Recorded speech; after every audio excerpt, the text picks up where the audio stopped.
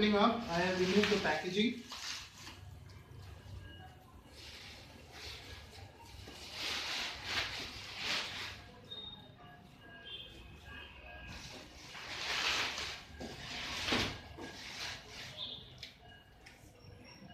So this is how it looks, guys.